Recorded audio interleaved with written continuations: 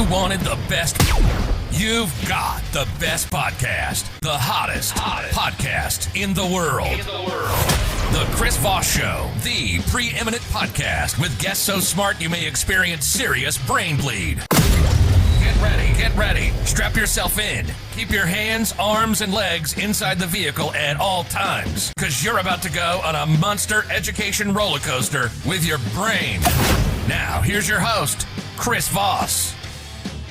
Hi, folks. Chris Voss here from the ChrisVossShow.com, the ChrisVossShow.com. Hey, we're coming here with another great podcast. Oh, my gosh. You're just going to be amazed by the author that we have on today. We're going to be talking about fashion. As most of my audience over all these years, I am a fashion god, and we have an amazing author. We're going to be talking about fashion classics. It's going to blow your mind, high-end society, all that sort of good stuff. We'll get into it. But so we're excited to announce my new book is coming out. It's called Beacons of Leadership, Inspiring Lessons of Success in Business and Innovation. It's going to be coming out on October 5th, 2021, and I'm really excited for you to get a chance to read this book. It's filled with a multitude of my insightful stories, lessons, my life, and experiences in leadership and character. I give you some of the secrets from my CEO entrepreneurial toolbox that I use to scale my business success, innovate, and build a multitude of companies. I've been a CEO for, 33, 35 years now. We talk about leadership, the importance of leadership, how to become a great leader, and how anyone can become a great leader as well. So you can pre-order the book right now wherever fine books are sold, but the best thing to do on getting a pre-order deal is to go to beaconsofleadership.com. That's beaconsofleadership.com. On there you can find several packages you can take advantage of in ordering the book. And for the same price of what you can get it from someplace else like Amazon, you can get all sorts of extra goodies that we've taken and given away. Different collectors, limited edition, custom-made numbered book plates that are going to be autographed by me. There's all sorts of other goodies that you can get when you buy the book from beaconsofleadership.com. So be sure to go there, check it out, or order the book wherever fine books are sold. In the meantime, to see the video version of this, go to youtube.com/Chris Voss, bell notification people, goodreads.com/Chris Voss, and all our groups on Facebook, LinkedIn, Twitter, Instagram, and all that good stuff. She is the author of the book, The 10, How and Why We Wear the Fashion Classics. This came out on June 1st. 2021. We're going to be talking about all the cool stuff and things that go into it. She is the senior fashion writer at The Guardian. She's written for Elle, Vogue, and The Telegraph. She regularly posts on the radio and on podcasts to discuss fashion history and culture. She's the author of 50 Style Icons Who Changed the World. She lives in London, and her name is Lauren Cochrane. Welcome to the show, Lauren. How are you? I'm good, thank you. How are you doing? Good. And I know you were stunned when you came on the show and saw me with my flip-flops and socks and my shorts and my red shirt that doesn't match my Chris Voss Show hat. I know you were just overcome with the shining fashion god that I am.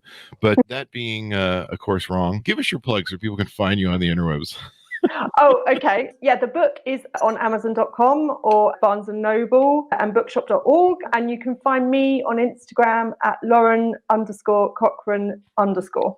There you go. We'll get in the show later when my look comes into vogue. But in the meantime, tell us what motivated you want to write this. The reason behind the book is basically I've worked in fashion for kind of 20 years. And I think I've always been interested in people's reactions to that information and how people don't think that fashion is about them. So for me, writing this book was to show how fashion and style it's entrenched in how we think about society. So I wanted to show that by writing the sort of history of 10 items that are very familiar to all of us. And so that was the kind of the jumping off point.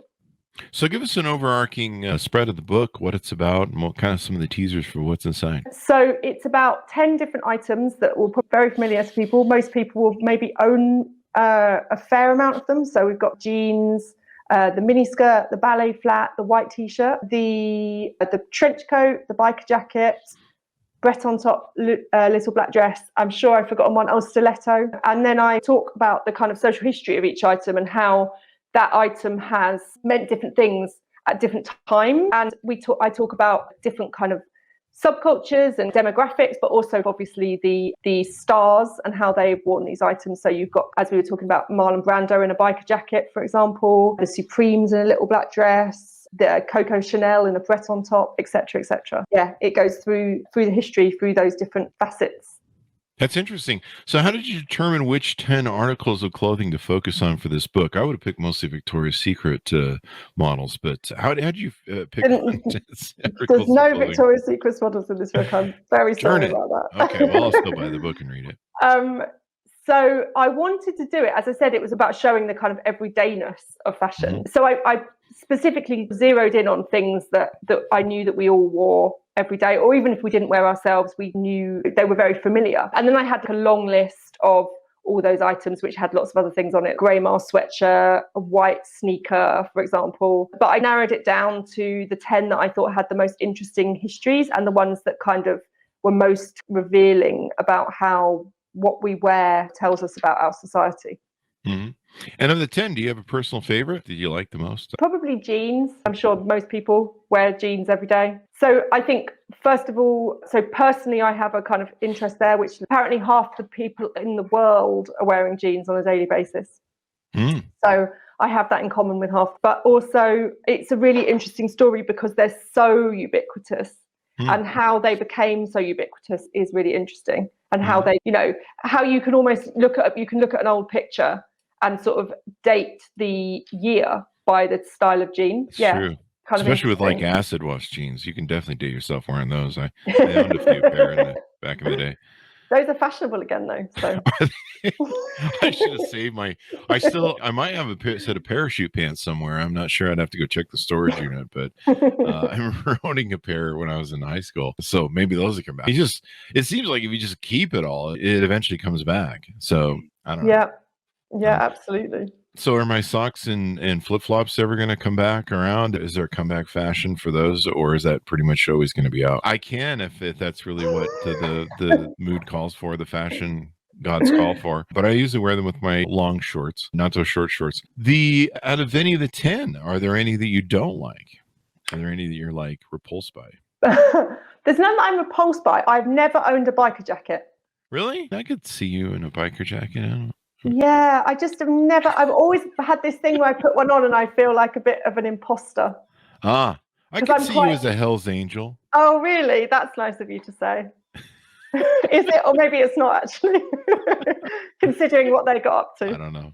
I don't know. You don't seem like the burly kind of person who hasn't bathed for a couple of days. And wow, now I just lost the Hells Angels crowd. Okay, there goes at least one of them. What's the secret to finding the right pair of jeans for your body? I know one of the problems I used to have was, I was fat, and I reached a point where they don't make jeans for me anymore. They just go, no, we're not doing that for you anymore. What's the secret to finding the right pair of jeans? I always think I have a sort of section about this in the jeans chapter. But one of the things, and it's like people always roll their eyes when I say this, but it is true.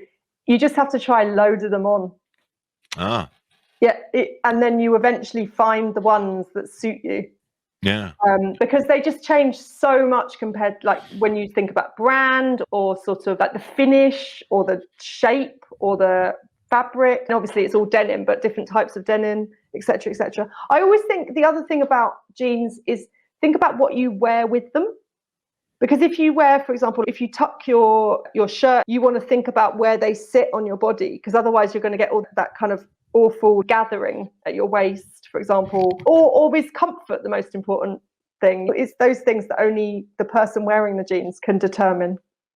That's very true. You list several different icons. You list William S. Burroughs in the trench coat, photographed by Allen Ginsberg, the iconic Marlon Brando in a biker jacket. Speaking of Hell's Angels and that whole era of bikers and dudes wearing leather, I think he ushered that in, I don't know, with that biker jacket. I mean, I can still see it to this day. It's still stuck in my mind. Sidney Poitier in a white T-shirt playing a juvenile delinquent. What a consummate actor. The actor when it really came down to it, especially in his era. Marilyn Monroe in stilettos. I wear stilettos now because of Marilyn Monroe. Just helped her become a sex symbol, according to your book. Muhammad. I don't wear stilettos, guys. Muhammad. That's a joke. Don't write me. Muhammad Ali, 1963, putting a hoodie through paces, another icon. Brooke Shields, of course, an icon. Not letting anything come between her and her Calvins. I think I remember those commercials in the 80s. Mm-hmm. Tina Turner rocking the leather miniskirt. Yeah, I remember, I think I was a teenager when that video came out. My eyes, I think I still haven't been able to see right since they popped out of my head. Yeah, she still is just the hottest thing going. Chloe, I'm sure I'm saying this because I'm clearly not up on with the kids. Chloe Sevigny? Sevigny. Yeah, I think the surname's French. Oh, okay. I flunked French. The little black dress in 1996 with a pair of tiger striped stockings. I imagine it's a she. Is she the one who brought into fashion the little black dress? Oh, no, the little black dress dates back a very long time. Wouldn't that go back to, who is that fashion god from the 50s or 60s? And she did that movie with Bogey and whatchamacallit, and she was the cute girl, and I don't remember. Anyway, she had like a breakfast at Tiffany's. Oh, yeah, Audrey Hepburn. Didn't she do the little black dress? Or maybe I don't remember. Yeah, so her little black dress that she wears in Breakfast at Tiffany's is still referenced as one of the classic little black dresses. It got one of them, because obviously in movies they always have a few different versions of the same item. And so one of the dresses got sold at an auction house a few years ago for a lot of money. I can't remember quite how much it was, but it was a decent amount. And so it's seen as this kind of iconic example of the little black dress. That was designed by Givenchy, who dressed Audrey Hepburn through lots of movies. Yeah, she was just an icon. Beautiful. So was, of course, Bogey. It was beautiful, like her masculine beautiful. That was kind of weird. And then what else do we have on the list that was interesting here? We had Amy Winehouse, of course, just an icon of a singer and a beauty in her own. In 2007, wearing her signature freed ballet shoes. I don't remember seeing this picture. I should probably have to Google it. I was never into Amy Winehouse when she was alive. I got into her after. I'm a heavy metal rocker, so that's probably why. But she's in no doubt an incredible talent. Kate Middleton, the Duchess of Cambridge, black and white Breton. Is the Breton a hat? Forgive me for being so ignorant. So I think that in America, some hat of some description is a Breton. Because another American interviewer asked me the same question. I was trying to Google it in the background. Was it? It wasn't one of those funky hats then? No, it's like a striped jersey, and it's named Breton because it was originally from Brittany in France, and it was originally like a sailor's outfit. It was striped because it was thought that if someone fell overboard, they'd be easier to see against the wind. Yeah, in the sort of 19th century, and apparently because it was French, the number of stripes on a traditional Breton is the number of victories that Napoleon had against the English. So it wasn't the number of surrender flags they did after that. But I just lost the French crowd. It looks like the pants have a little bit of either Frenchy or kind of sailor look to them. Yeah, exactly. They're a bit sailory, aren't they? Yeah. Very fashionable. I'm gonna order this from Amazon and wear this next week. But no, I see what you mean. So that's very cool. She's a beautiful, iconic woman, as you know, as I am. But yeah, she looks great. So you pick these items as different benchmarks in the thing. And then with each article of clothing, you give tips on how to wear the classics now. So if you want to wear these classics now, this probably helped me with the stilettos, because I don't think I quite look good in them yet. So maybe I need to have the slinky dress, or give us some tips on how to wear these classics. I talk about different ones. I suppose the sort of takeaway across all of them is because they are so ubiquitous, you have to think of new ways to wear. For example, with like a trench coat, which we're so used to seeing in a khaki or a kind of beige. I talk about how if you have a brightly coloured trench coat, it looks completely different, for example. Or you were talking about wearing the stilettos with a slinky dress. And actually they look really interesting when they're worn with something else, like with a pair of baggy jeans or something more casual. Because you've got those very obvious things, like a slinky dress and stilettos. Everyone's seen that before. So to change it up and make it modern is the way to do it, is to switch it up a bit. That gives me some ideas on what to wear. I've had a number of girlfriends that have had this problem. Why do you recommend women have more than one little black dress? They always have that black dress in the closet that they're always trying to fit in, and usually bikini for when summer's coming up. They're like, I'm getting into that bikini, and you're like, it's okay, sure, have fun with that. Why do you recommend they have more than one little black dress? Oh, sorry.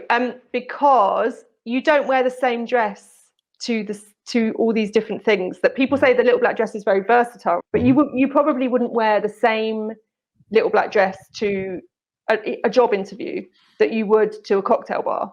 Probably not. You know, it would be a bit strange. Or to wear the cocktail bar dress to a job interview, for example. So it's about having just different options. So I probably have 4 or 5 different ones.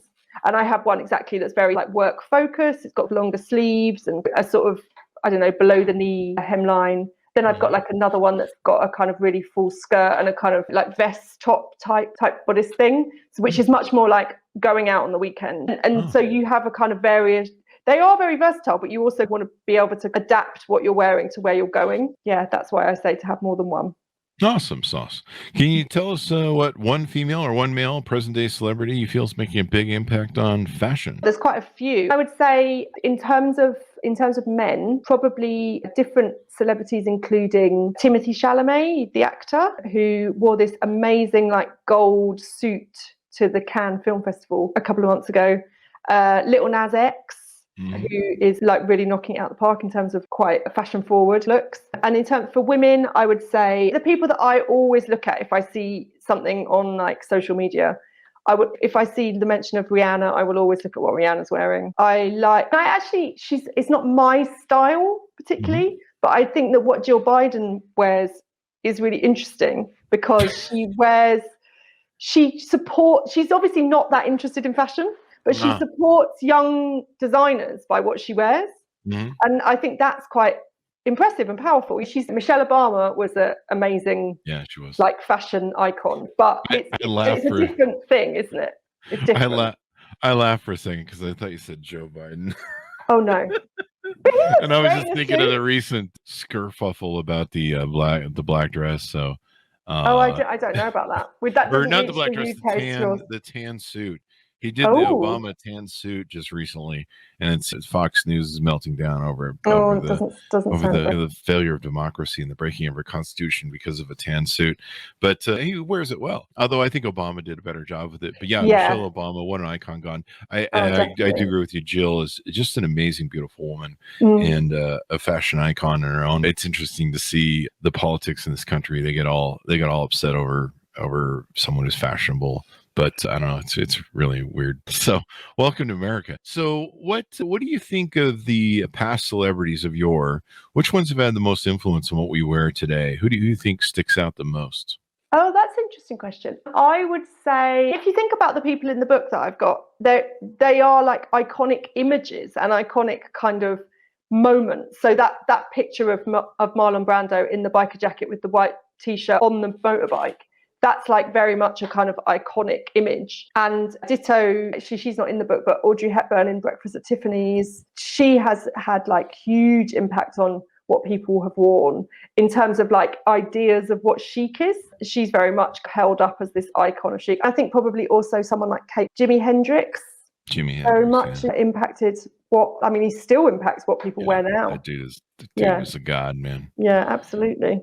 That dude was a god. Yeah, a lot of great people that you have listed here that are just amazing people. Katharine Hepburn, Prince, of course. I think he pretty much influenced the whole 90s, or maybe it was New Wave that did that. I'm a massive Prince head, so I can't believe I didn't just say Prince. Yeah, what's going on?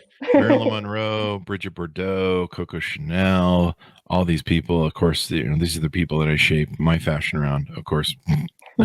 So there you go. You mentioned a lot of shoes in the book. Tell us what are most versatile or most essential for people to have, because I just don't flip-flop. I think it's a bit different for guys because I don't really talk about guys' shoes in the book particularly. That's okay. Okay, cool. So we'll go on the women's shoes. I think probably, obviously, to be able to walk in a pair of stilettos is a beautiful thing. So if you can do that, then that's great for you. I would say, like, in terms of versatility, you probably want like a kind of mid-heel shoe that you can wear. What you don't want to have to do is take another pair of shoes in your bag. That is not very chic. So you want a kind of shoe that you can wear all day and that kind of translates into lots of different events. So a mid-heel shoe, maybe a sandal that's easy to wear in the summer. I would say also a pair of nice flats, not necessarily ballet flats, but ballet flats would fit into that. They've come back into fashion recently. And then also I would say a pair of plain sneakers, so you can run around, and they're much more accepted these days. I talk about that in the book a bit, about how the sort of, because dress codes are changing so much, for a woman to wear a pair of sneakers, even in more conservative offices, is now more acceptable, which I think is great. Mm-hmm. Yeah, it's just amazing all the different things that women can do with their looks and their clothes. And for men, we're just a whole lot more simpler, unless I guess you really want to go for it. Of the 10 pieces in your book, which one tends to be the most expensive? And do you have any advice on how to achieve the look on a budget? That's an interesting one. I guess probably the trench coat or the biker jacket. And I guess because outerwear tends to be more expensive. But even them, you can get them for reasonable prices depending on where you shop. I would say both of them, to get the nicest ones and the ones that aren't lots and lots of money, unless you have free money, which most people don't. Those biker jackets, those trench coats cost thousands of pounds. I would say the best way to get both of those things, and you'll get a really nice version of them, is to get a vintage. And there's lots on kind of eBay and Depop and places like that you can browse and find one that kind of suits you and has that sort of strikes you in a way that feels like it's part of your style. There you go. There you go. Anything more to plug out on the book before we go? I can't think that there's anything else to say about the book itself. No. Yeah, you got to buy it and read it, people. We can only tease out so much. We can't give you the whole book on the show. So it's been wonderful to have you on, Laura. Give us your plugs where people can find you on the interwebs and order up the book. Okay. The book is available on amzn.to and Barnes & Noble and bookshop.org. And my Instagram is Lauren_Cochrane_. There you go. There you go. Lauren, it's been wonderful to have you on the show. Thank you for coming on and being with us today. No problem. Thank you for having me. There you go. And guys, order up the book wherever fine books are sold, but only go to those places that have the fine books. The book is called The 10 How and Why We Wear the Fashion Classics by Lauren Cochrane. Order that baby book up today and figure out your little black dress strategy. There you go. Yeah. You should do a book on bikinis next, I think, and help women figure out that whole bikini thing that they do every year when summer comes around. Anyway, thank you for being on. Thank you for my audience for being here. We certainly appreciate it. Go to youtube.com/Chris Voss, Goodreads /Chris Voss, all of our groups on Facebook, LinkedIn, Twitter, Instagram, and all that good stuff. Thanks for being here, and we'll see you guys next time.